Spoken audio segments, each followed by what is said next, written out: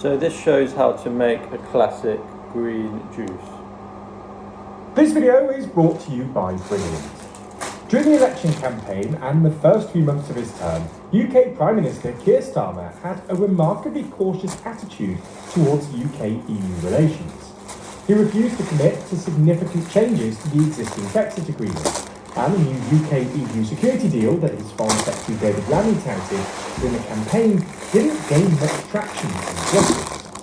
However, in the past few weeks or so, as Europe rushes to coordinate support for Ukraine, the UK and the EU have moved closer than ever before, and there's a renewed impetus for a deeper UK-EU relationship.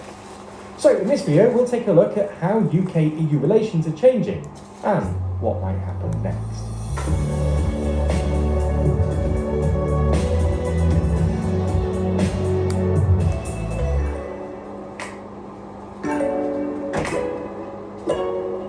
If you want more UK political drama from us, then check out our podcast Starmageddon, where we track the successes and failures of this new Labour government. Find it over on the TLDR Podcast YouTube channel or in your favourite podcast app.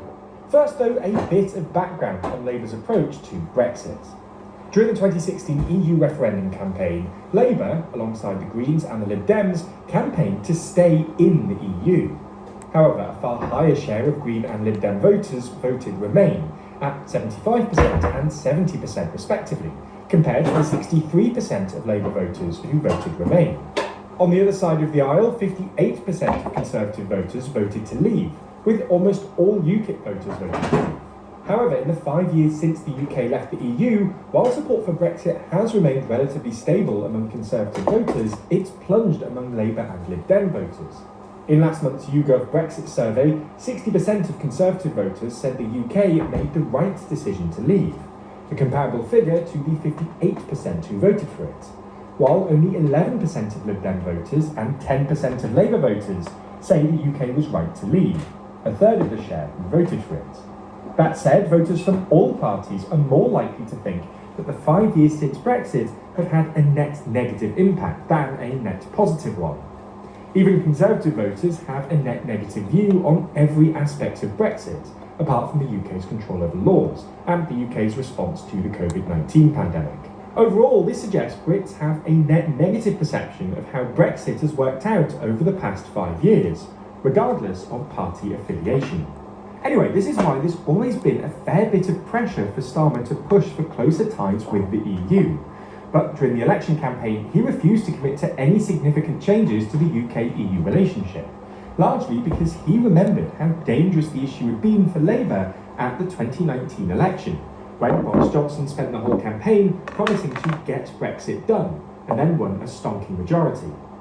This caution continued into the first few months of his term, presumably because Starmer was also worried about losing working class voters in Leave voting constituencies to Reform, resurging in the polls. However, in the past few weeks or so, Starmer's stance has apparently softened considerably. For starters, in late February, we saw a whole load of reports that Starmer was considering agreeing to a youth mobility scheme, which would allow European 18 to 30-year-olds to study and work in the UK for up to 3 years, and vice versa.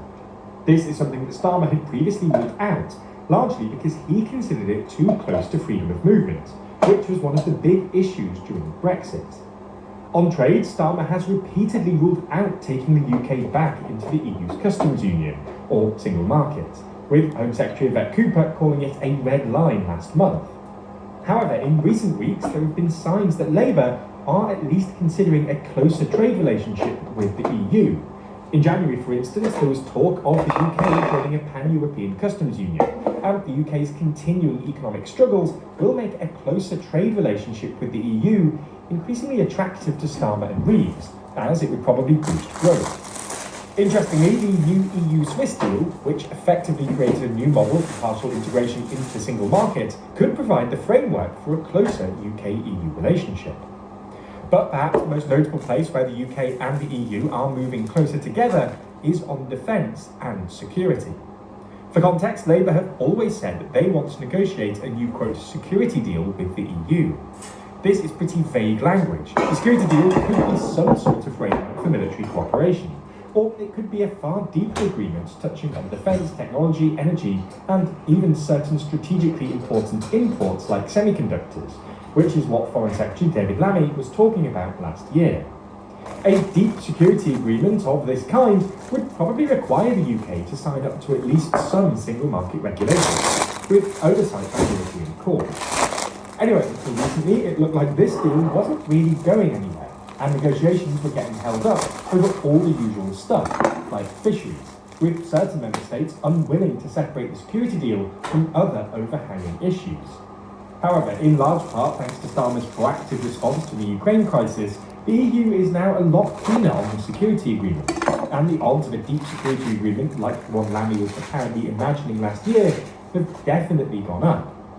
For context, the UK has always been one of the big security players in Europe, but Starmer has now announced the UK will raise defence spending to 2.5% of GDP by 2027, and the UK will take a leading responsibility in protecting the continent. He's also met 4 regular defence summits with EU leaders in Brussels, and led the way on creating a coalition of the willing to support Ukraine in the wake of Trump's de facto withdrawal. This has all made the EU more enthusiastic about a potential security deal with the UK. And on Monday, it was reported that the European Commission is intensively trying to get all 26 states to give it a mandate to negotiate this new deal.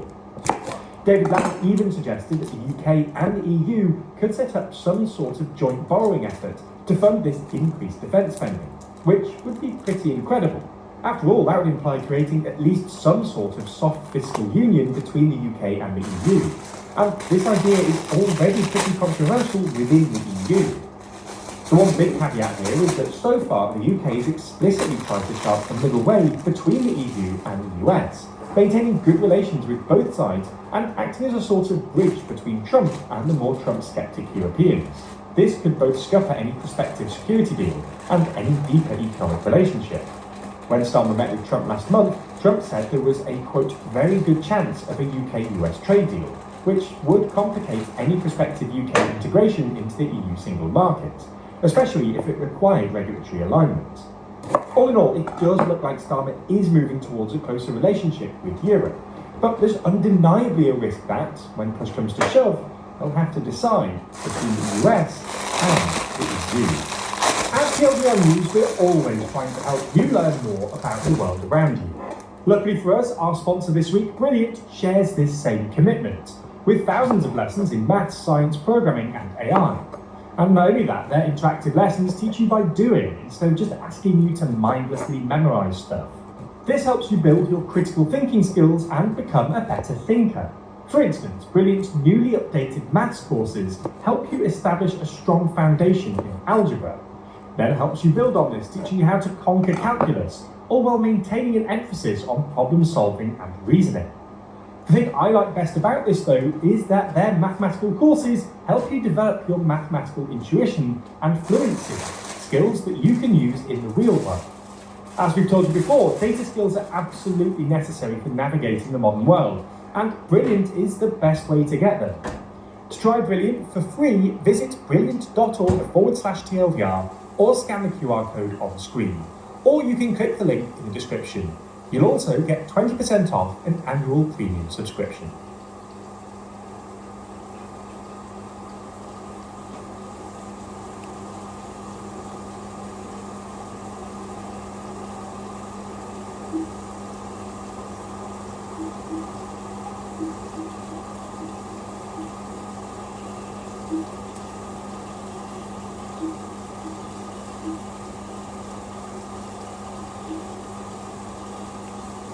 Hey everybody, welcome back to the channel. We are back for another episode of the Daily Recap. Very exciting day in the global capital equity markets. We've got to talk about the Fed FOMC meeting that will be happening tomorrow. What is Jerome Powell going to say? What is he not going to say? We'll go through some of those details. Number 2, we got NVIDIA GTC. It officially kicked off yesterday. Jensen had his keynote today. He said 3 major things that actually matter. A lot of the keynote mattered, but it was very technical. There was 3 kind of headline things that I think stand out that are going to be important to discuss, and we'll talk about the implications on NVIDIA. NVIDIA closed below 115 today, so stock didn't really care about that. And then very big day for Tesla, from potential regulatory clearances to beginning robotaxi rides in California, from downgrades, and also different stuff going on with the brand positioning, which is not necessarily the best. There's a lot of stuff to talk about, a lot to get into. We got a ton of other headlines. Thank you all for being here. Let's get into it. Okay, so let's start off with NVIDIA. I think this was the hottest story of the day, and this was one of the most important things that happened today. There were three major things, again, that I got from the NVIDIA conference. Number one was this quote by Jensen at the very beginning of his keynote, which basically was answering everyone who went short because of DeepSeek, which so far hasn't been the worst thing to do, especially if you shorted at that 140 range. But this is what Jensen said. This last year, almost the entire world got it wrong. The amount of computation we need at this point because of agents and reasoning is easily 100 times more than what we thought we needed. So Jensen's basically saying, for all of you guys that have sold our stock because of reasoning and DeepSeek and R1 and what's happened from there, his argument is, yes, it was a phenomenal level of innovation, and it has absolutely reduced costs when it comes to the level of inference training that is happening on these models. And the models that he's talking about is when you click on deep reasoning inside of a ChatGPT or Grok question, and then it like reasons with itself for like 30 seconds before it gives you the final answer, which creates a much better answer, but it takes a lot more time because it's using a lot more tokens. Jensen's argument is, wait a second, that's good for us because that means we're going to need 100x, in the words of Jensen today, more compute. I think this made a lot of sense. I mean, at the end of the day, if we want to have more and more answers that are better from these models, especially in high-level tasks, not just these consumer subscription models, but inside of an enterprise when you need to like operationalize a workflow and you need to use a model and you want that model to reason to be able to get you a way better result on that workflow, like, yeah, you're going to need more computational power. And so from that perspective, I think it makes a lot of sense that I think we are going to need more output. The stock did not react to that statement, even though it's very bullish for NVIDIA investors, but yeah, the stock did not care. Second big thing Jensen said was that they announced GM as their newest partner for autonomous self-driving. Now, what's really interesting about this is GM shut down their autonomous partner, which was called Cruise, on January 29th. And a lot of people thought, all right, GM's throwing in the towel. It's Tesla's market to win. GM's not going to be taking autonomous seriously. They acquired GM for $1 billion a couple of months or a couple of years ago. And apparently, they decided that they'd rather build on Jensen's Cosmos platform, which is NVIDIA's version of creating synthetic data to be able to train large language models in the context of self-driving, robotics, etc., and then produce what is a version of FSD in OEMs without actually having real-world data, which is like Tesla's proprietary data advantage. That's what NVIDIA is promising to these OEMs, and GM signed up to be their first partner. So I think it's really interesting. GM was like, hey, we're not going to be able to do it ourselves. We'd rather have Jensen and NVIDIA engineers help us do this because we don't believe we have the technical talent to do this in our own way, which is the brutal reality of a tech company. This is why I'm so bullish on Palantir Robinhood. They have the best talent in the world to execute and get world-class products. You need the best talent in the world, and that talent, sometimes you got to pay up for it, but if that talent can execute, that's what matters. So it is very interesting that GM basically decided that we can't do it by ourselves, and we'd rather do it with NVIDIA. And NVIDIA doesn't care if Tesla wins when it comes to Optimus and humanoid robotics, or if Tesla wins in autonomous with FSD. They just care about being the de facto platform that everybody else is using, whether it's robots or whether it's in self-driving, with all the OEMs, all the robotic companies. And if NVIDIA feels that they are going to be the operating system essentially for all of them, and the training infrastructure via Cosmos, then that's NVIDIA's game to win. Final update on NVIDIA actually has to do with robotics. So NVIDIA, Google, and Disney have developed something called Newton Physics Engine, and it's expected to be available later this year. Now, we didn't get a ton of details on what Newton Physics Engine is, but it has to do with autonomous robotics, and it also has to do with the broader ecosystem around robotics in general. In addition to that partnership with Disney and Google, Jensen Huang said robotics will become the biggest industry in the world, and as a result, they unveiled Groot N1, which is an open source generalist model for humanoid robots. It's built as a foundation model. It unifies years of NVIDIA's training work. Jensen Huang highlighted robotics as, again, a massive super opportunity, and he said, everyone please pay attention. This could be the largest industry of all. I've been very bullish on the humanoid robotics companies. I think it makes a lot of sense. I was bullish Tesla because of this reasoning. And so overall, I think what NVIDIA announced is spot on. You're going to need a lot more compute. You have all the OEMs that want to use NVIDIA over their own internal products, which makes sense because their internal engineers can't figure it out, so they've got to work with NVIDIA.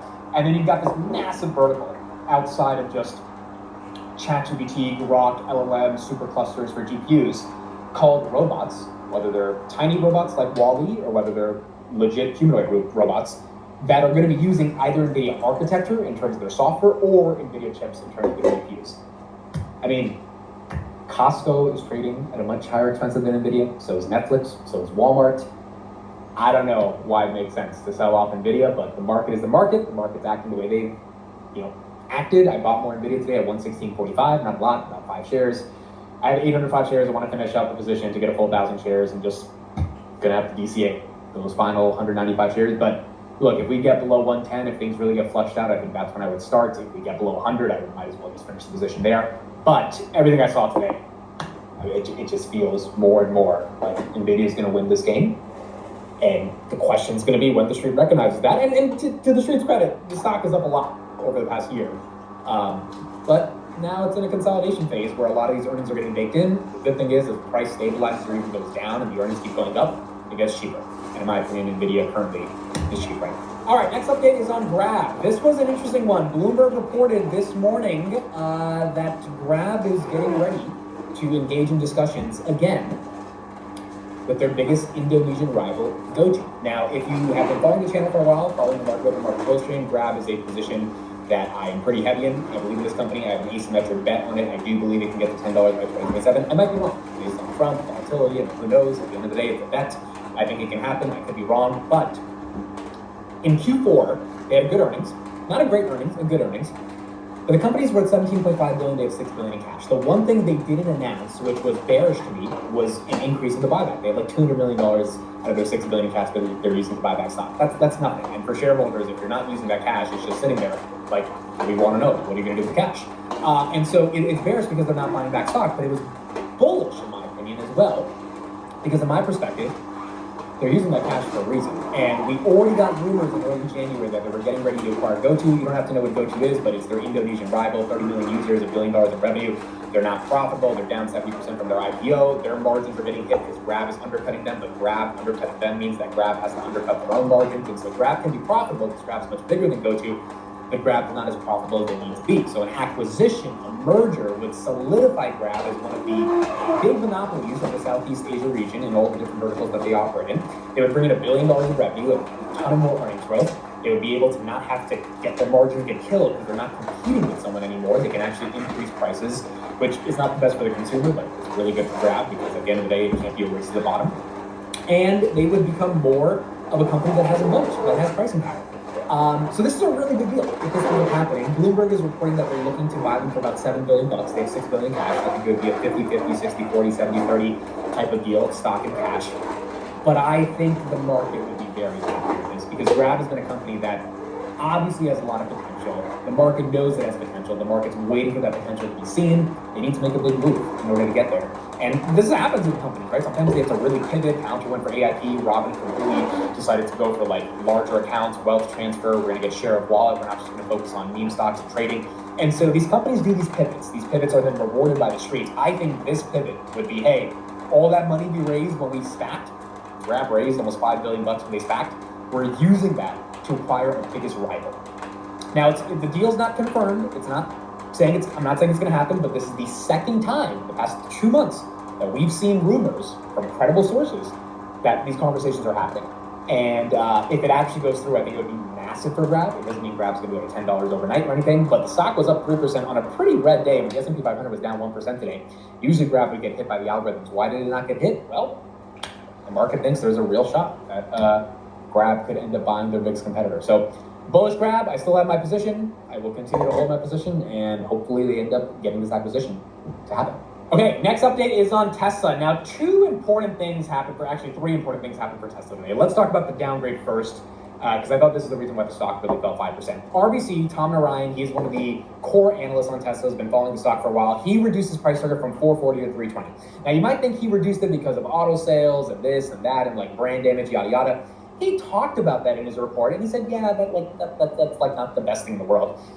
But the reason he reduced his price target from 440 to 320, so RBC had a meeting with Mercedes, Mobileye, Aptiv, BYD, and essentially their argument was that some OEMs are using autonomy as a product differentiator rather than a revenue driver, meaning a lot of these OEMs are not really using FSD or self-driving, whatever you want to call it, as like a core part of the business, which means that level 2 plus autonomy is becoming a standard feature of a lot of these vehicles, and definitely for a lot of these OEMs, which concluded Tom Narayan to say, it's not a question of Europe and China demand fears, and he says word for word that those demand fears might be overstated. It's more so a question of, hey, is FSD even that special anymore?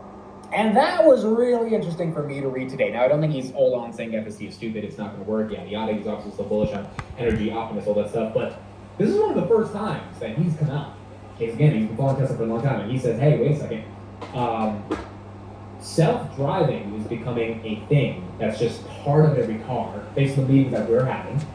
And FSD is probably better, the neural nets are trained, yada yada, in a much more sophisticated way. But is it that differentiated from some of the other names that exist today?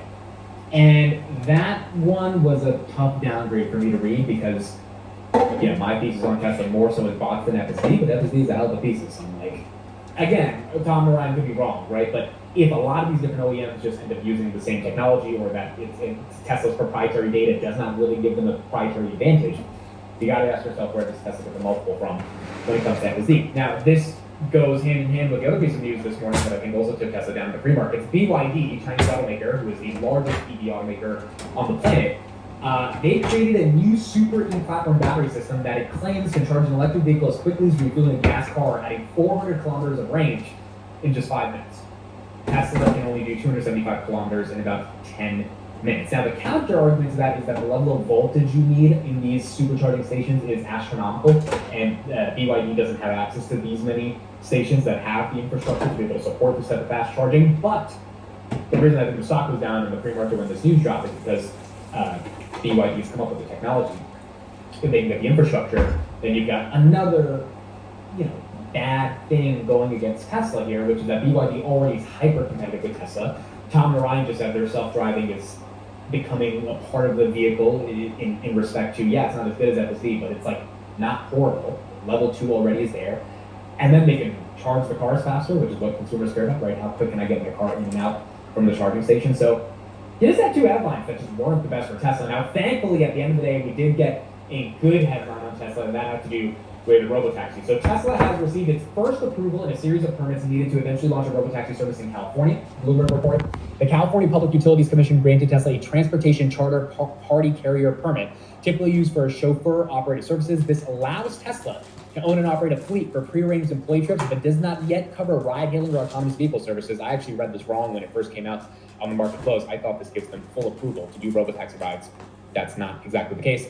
Tesla applied for the permit in November 2024, but it's yet to file for the additional approvals required for full robotaxi operations. It is a step in the right direction. Stock was up about 1% after hours because of this news.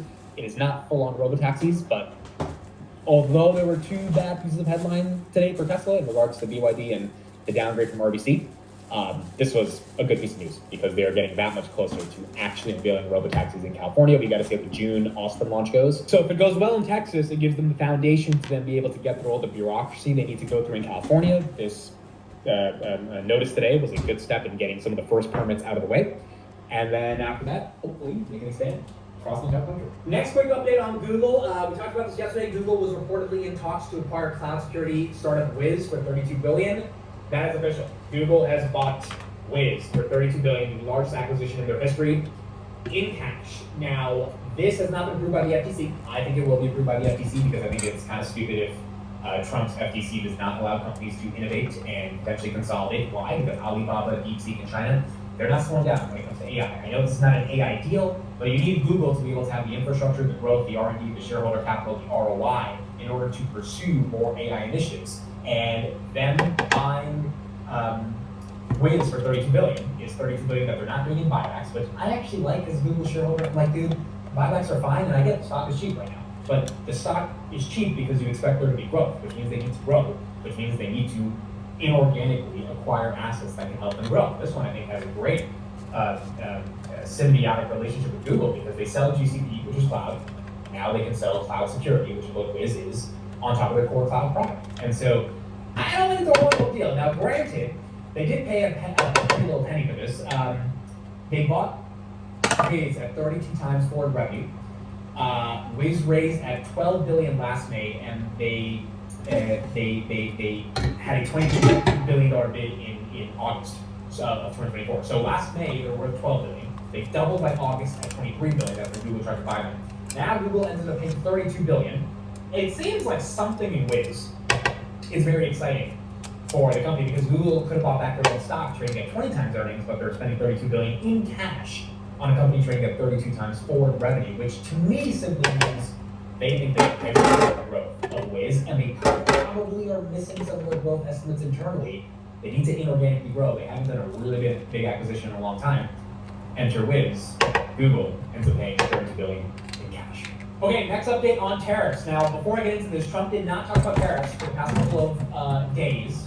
It's been about 72 hours, 3 days, where he's not talking about it, which is nice to see. So markets have tanked on everything else besides Trump talking about tariffs.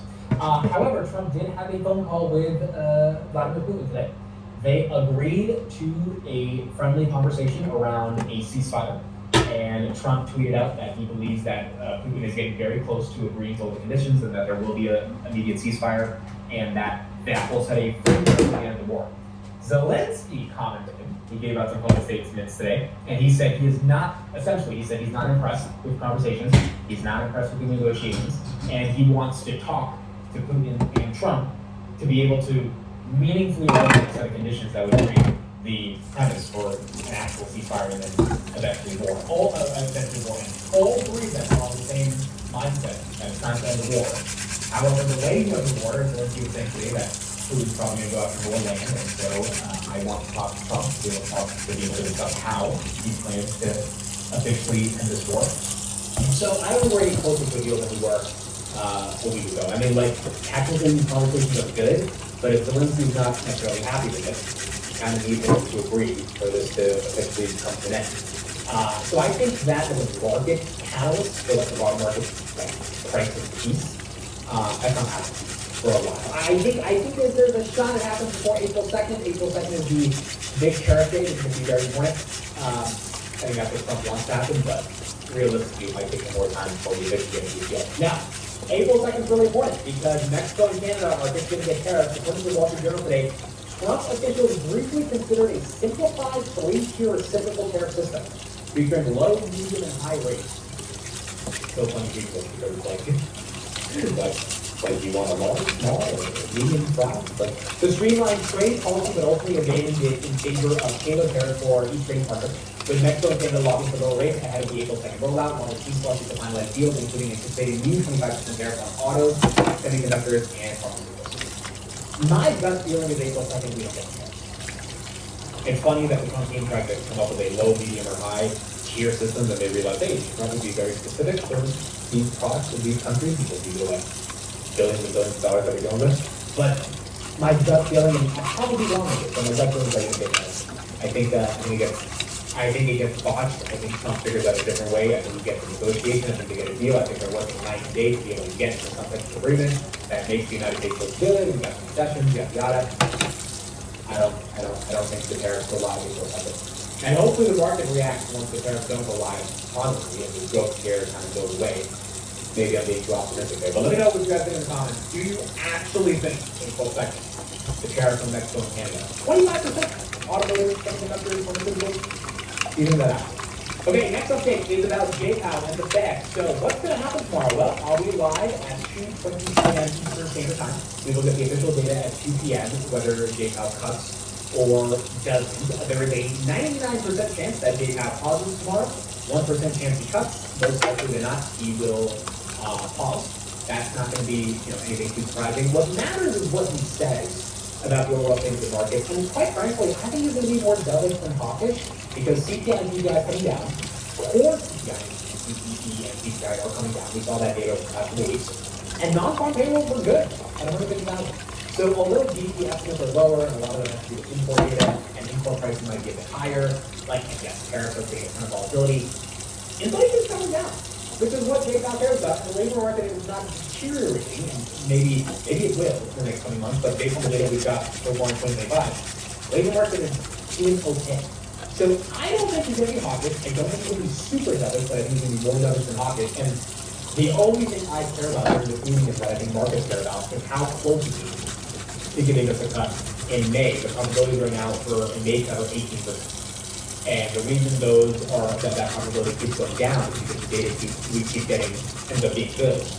And in the context of the data being bad, like retail sales data, for example, that was lower than expected, 0.2 versus 0.6. That's bad if people aren't spending, but that's good because inflation's coming down. So theoretically, it's getting closer to a rate cut, right? Because if inflation's coming down, we get closer to a rate cut. But Jay down the Fed might be thinking, hey, let's get retail sales down enough to the point where inflation definitively comes down. Let's not cut rates and then re-stimulate the economy. And so that's why those probabilities might be going a bit lower.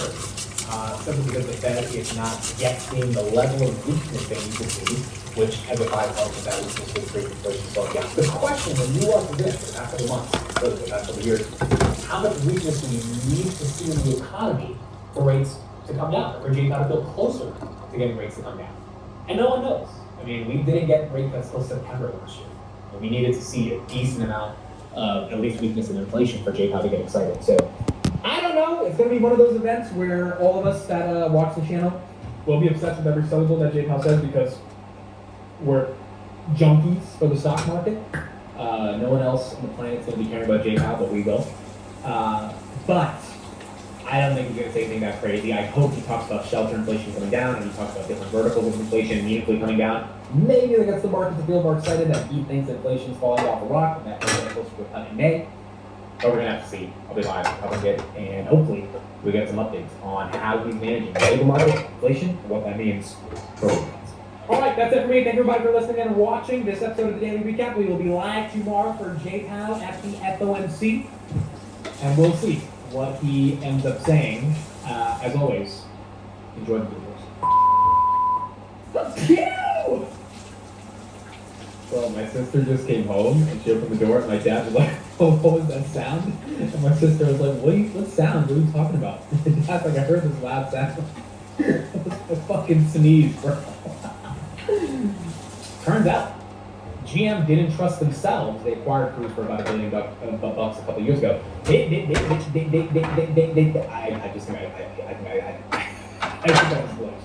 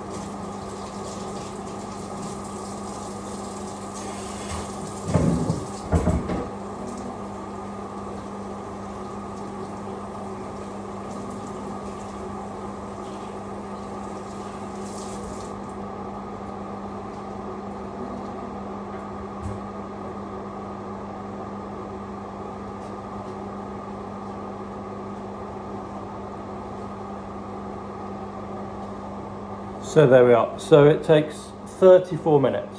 I was actually wondering how long it takes. So it actually takes 34 minutes to make some juice, drink the juice, clean up the juicer and get it all put away in the dishwasher. And now I think the dishwasher's on, although I can't hear it. So 34 minutes, let's call it 35 minutes it takes to make the juice.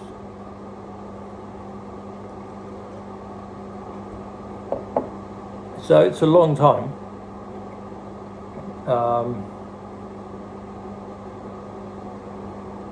And if someone's on a juice fast, they might do this 5 times a day.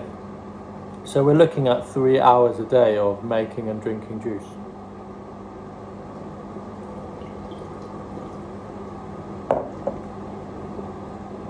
And it's not been studied whether this cures cancer.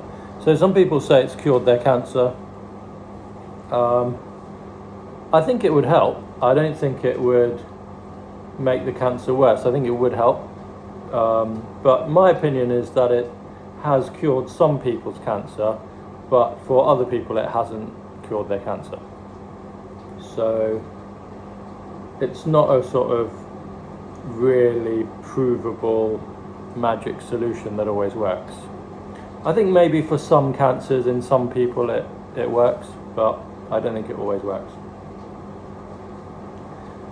And there is a difference with what juice you having. I think if I had cancer, I probably wouldn't put any of the apples in here. So I first made this juice with no apples, and I probably wouldn't have the apples, and maybe if someone's got cancer, the apples might not even taste good. They might taste disgusting, I don't know. Because your body might not want that sugar, I don't know. But so first I made it without the apples. So the initial recipe was kale, lettuce, cucumber, lemon, ginger, celery, and then I tasted it and it was okay. Then I added an apple and it kind of got worse in a way because it had all its sort of bitter and complex vegetable-y flavour going on, and then it also had a sweetness on it which didn't really make it better.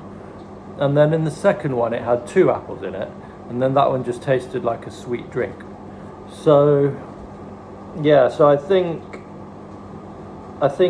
if I were juice fasting, what I did last time is I made this juice like this, and then over time I reduced the amount of apples in it, and then at some point I stopped putting in apples, and at some point I even started putting in a slice of onion to make it extra bitter. So I think my palate was just so bored that putting in a bit of onion was like really interesting, or something, I don't know. But yeah, that was what he did on the documentary. So this Australian guy made a documentary about juice fasting, and I think it's called Fat, Sick and Nearly Dead.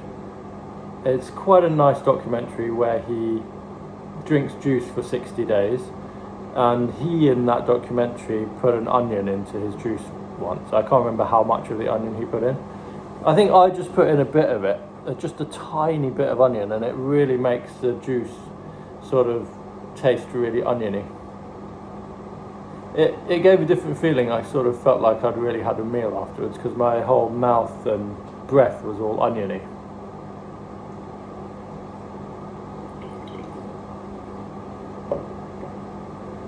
Yeah, I like it though. I do think, so when I did the juice fast before, it really was good for my skin. It was bad for my hair and nails and muscularity, but it was really good for my skin, and it was really good for mental clarity. So it had some pros and cons, I would say.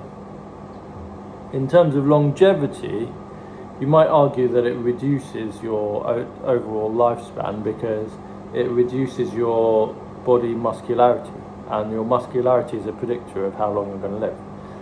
And I lost muscle while doing it, which I don't think I ever really put back on. So, or maybe I did eventually, I don't know. But I remember after I did it, I was tremendously weak, and then I was really sad about that, and I didn't want to do it again because of how weak it got me. Yeah. All right, so that's it. I think that's all I've got to say about juicing. There are other recipes. I've got a juice recipe book, so that's quite good for juicers to make a juice recipe book. No. But there are people who think that green juice cured their cancer. and there's no scientific evidence for it. It just seems to have happened for a few people. That's all I can say about it.